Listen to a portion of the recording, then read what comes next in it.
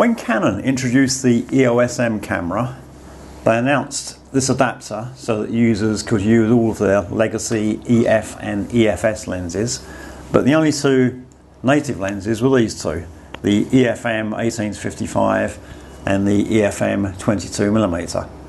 Because the EOS M has an APS-C sensor, it means there's a 1.6 crop factor. And what that means is that the 18mm at the wide end of this lens isn't actually that wide. It equates to 28.8mm on a full frame camera. Initially, when I wanted to use a wide angle lens, I had to use this one, the EFS 10-22, with the adapter. But the whole idea of moving to the EOS M system was because I wanted a small, light kit to carry around for everyday use. And I didn't want to use my heavy EF and EFS lenses.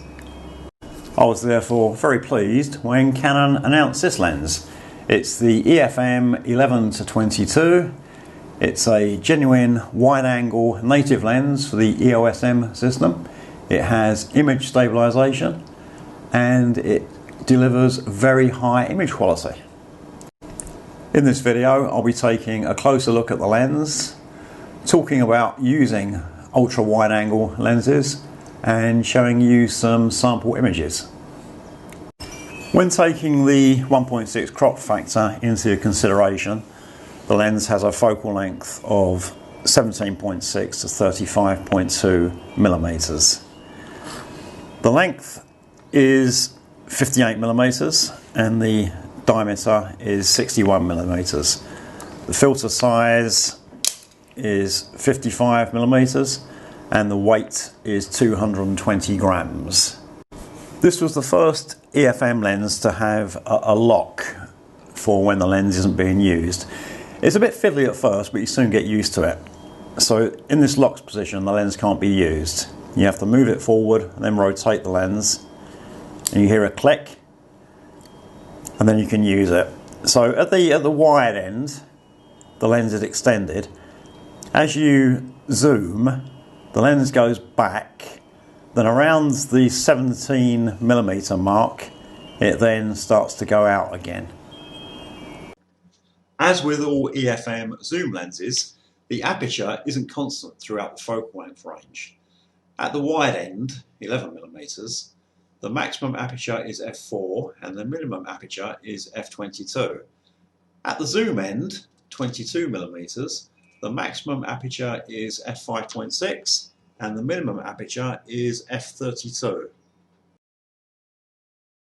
Inside the lens there are 12 lens elements in 9 groups and there are 7 diaphragm blades. Now with longer lenses, bokeh is an issue, but with the ultra wide angle lenses, so much of the scene remains in focus that bokeh isn't really that important. As with the other EF-M lenses, a stepper motor drives the autofocus mechanism.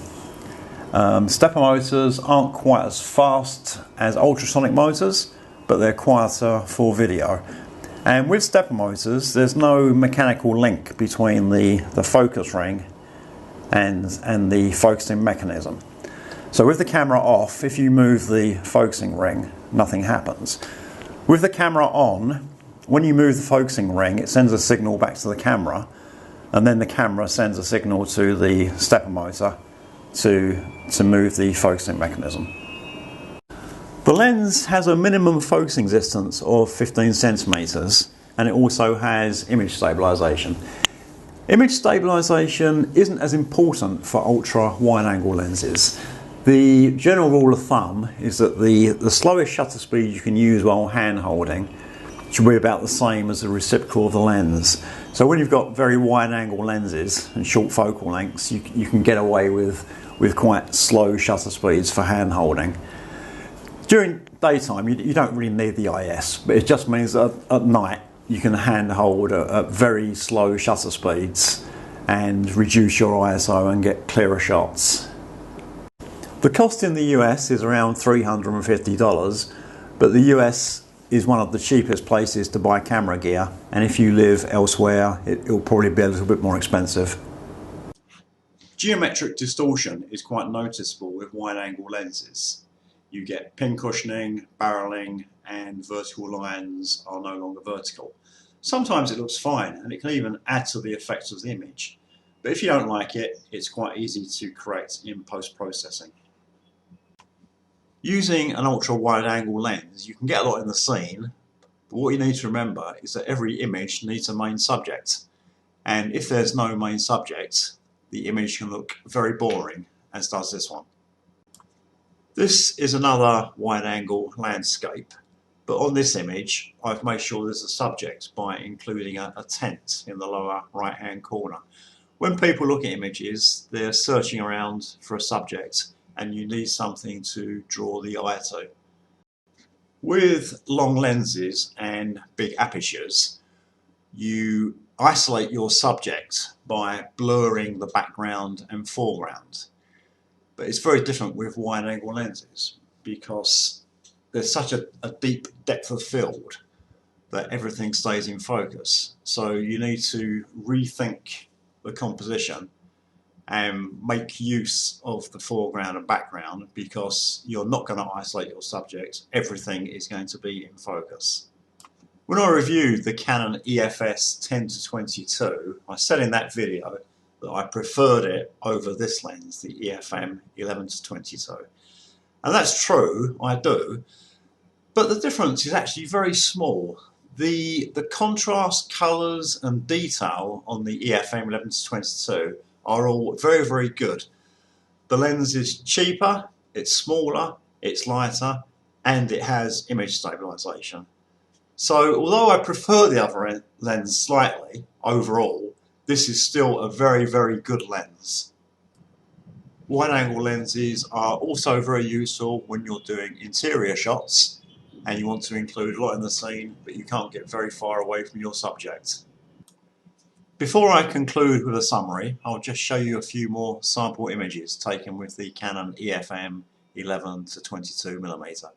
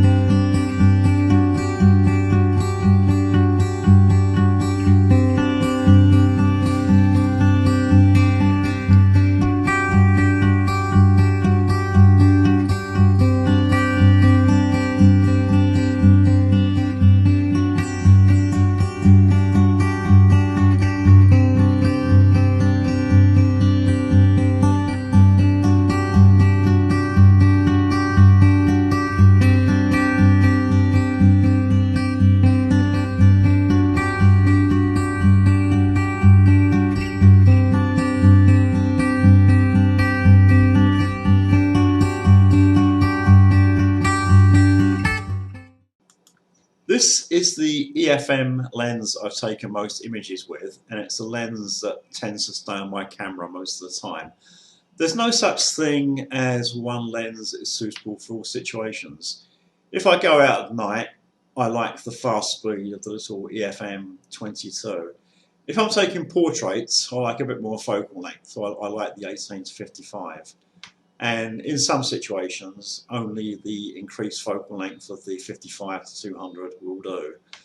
The one EF-M lens I don't really use is the 15-45 because I prefer using other lenses. But if there was one lens that I would recommend above all EF-M lenses, and I would say is a must-have for any EOS M user, it's the EF-M 11-22. I rate it that highly. As ever, I hope this video has been useful. If it has, please consider subscribing to my channel. And this year in 2020, I'm determined to release videos a bit more frequently than I've done in the past. If you have any questions or comments, please leave them below in the comments section and I'll get back to you as soon as I can. Thanks for watching.